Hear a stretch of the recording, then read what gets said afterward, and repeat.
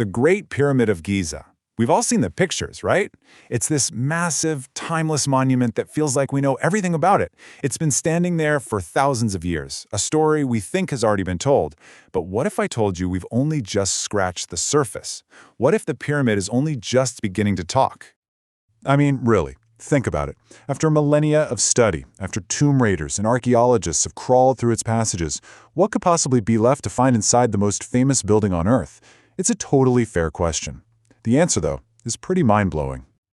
That's right. Enormous, undiscovered spaces sealed deep within the pyramid stone that we never knew existed.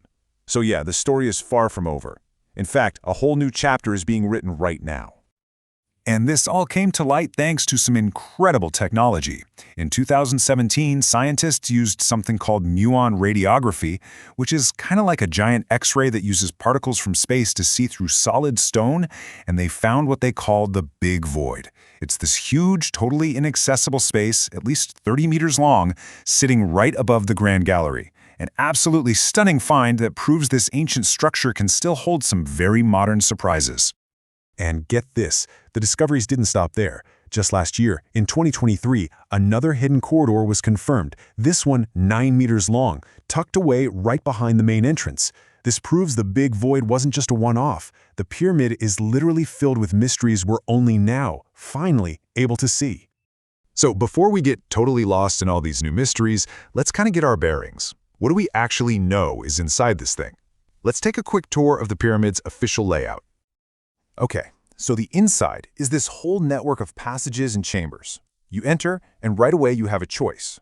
Go down this long passage deep into the bedrock to an unfinished room, or you can go up.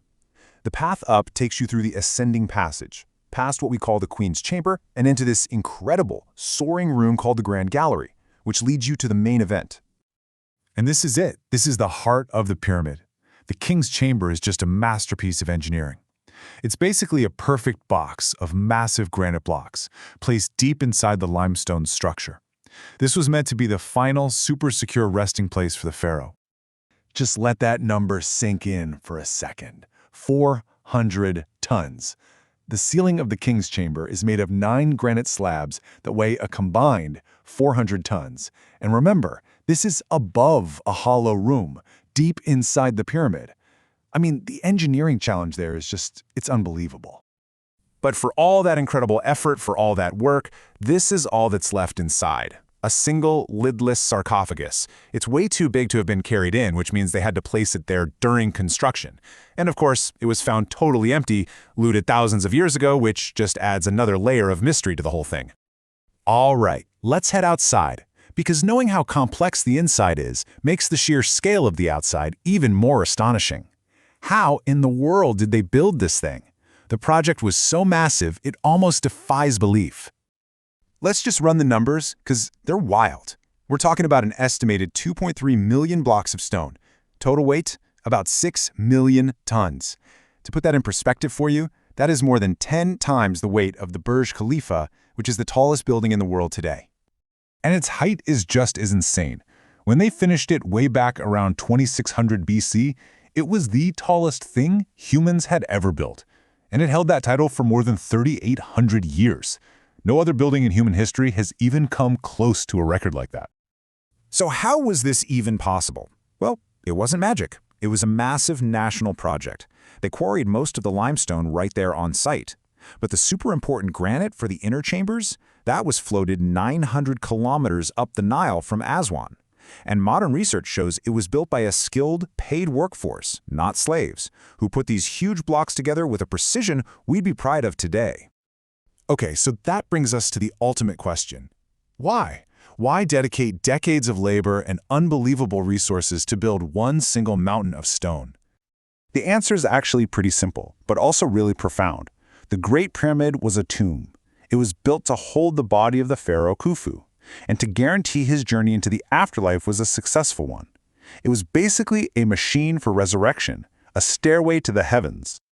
This ancient quote, which is said to be from Khufu's own son, just nails it. For the Egyptians, the tomb wasn't the end of the line. It was a vehicle for eternal life. So investing in your house of the dead was the most important thing you could possibly do for your future. And that brings us right back to where we started. Because even though we know why it was built, the pyramid itself is still this incredible unfolding story. We are right back in an age of active, cutting-edge discovery. You know, the way we explore the pyramid has totally changed. Where ancient looters just smashed their way through stone hoping to find gold, modern scientists are now peering right inside without touching a single block. The hunt isn't for treasure anymore, it's for knowledge. For 4,600 years, the Great Pyramid has kept its secrets locked away in stone. But now, with these amazing new ways of seeing, we are finally finding the keys. So the question is no longer just about what they put inside all those centuries ago, but what new voids, what new corridors, what new understanding of our own past is just waiting to be found. The greatest wonder of the ancient world, it turns out, is still full of surprises.